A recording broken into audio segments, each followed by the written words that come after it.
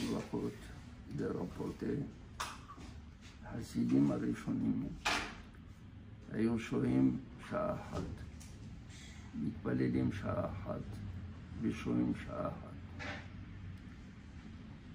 Les chassidim, les premiers chassidim, avant de prier, ils attendaient 1 heure. Ça veut dire ils attendaient. Ils méditaient. Shohim, ils méditaient. Mitpalelim sha'am. La tfila prenait sha'am. Ve'od, après la tfila shohim sha'achat. Ils attendent 1 heure. D'ailleurs, la Gemara pose la question, Melachtam, ils ne travaillaient pas. Comment ils vont vivre? Alors il dit du fait qu'ils sont chassidim. Melachtam na'aset ali de achirim. Ce qu'ils devaient faire se faisait par l'autre. Ou bien la bracha venait pendant les 3 jours qui restaient. Ils gagnaient de quoi vivre toute la, pas seulement la journée, tout un mois, plus. Mais la Gemara, qu'est-ce qu'elle a voulu nous apprendre? C'est sûr qu'un homme, quand il vient de la maison, peut-être il vient de se réveiller, il court, il vient, il va tout de suite les téphilines, il commence à prier. Le passage de ce qu'il a fait au moment de la prière et à l'instant de la prière, il y a toute une histoire. Il faut se préparer à la prière. Dans la prière, on a dit, il y a une communication avec Akadosh Baruch Hu. Comment on va communiquer? On vient du marché, on communique avec Akadosh Baruch Hu. On vient des toilettes, on a fait à Shariatzar, même à Shariatzar. On m'a raconté qu'il y avait un chassid, quand il venait de toilette, il était à la prière, d'abord il s'allongeait, se reposait, puis il se levait, il s'asseyait et il faisait la bracha shariatzar. On lui a dit, pourquoi tu fais cela? Il a dit, comment je peux bénir Akadosh Baruch Hu tout de suite après être sorti d'un endroit aussi sale?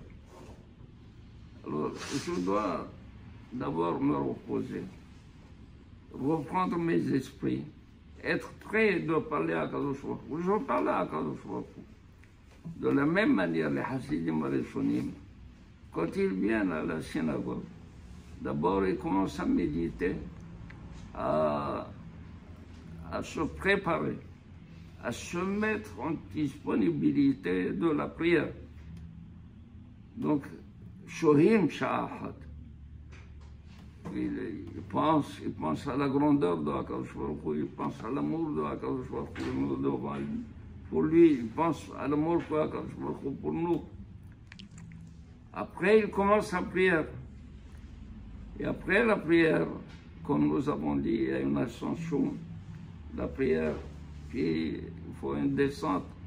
Il faut aussi se détacher petit à petit pour aller prendre et affronter, si vous voulez, la vie normale.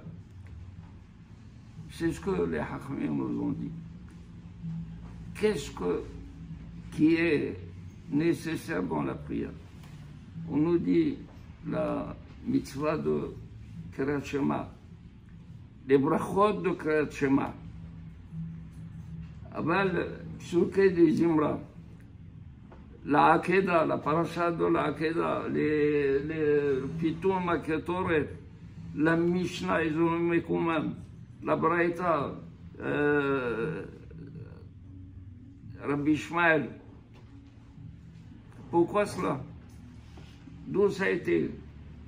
Les Hachamim tiknou, pour que réellement nous soyons prêts à la prière au moment de Yotzer Or, au moment de dire Kirat Shama, au moment de se lever pour l'Amida, qui sont les moments les plus capitaux, être prêt de parler à Kadosh Baruch.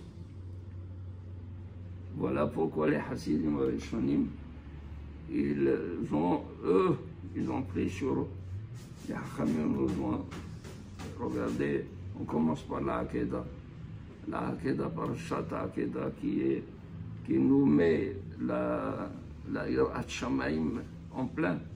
Qui est cet homme-là qui à 100 ans il a eu un enfant, il va le sacrifier, pas seulement le sacrifier.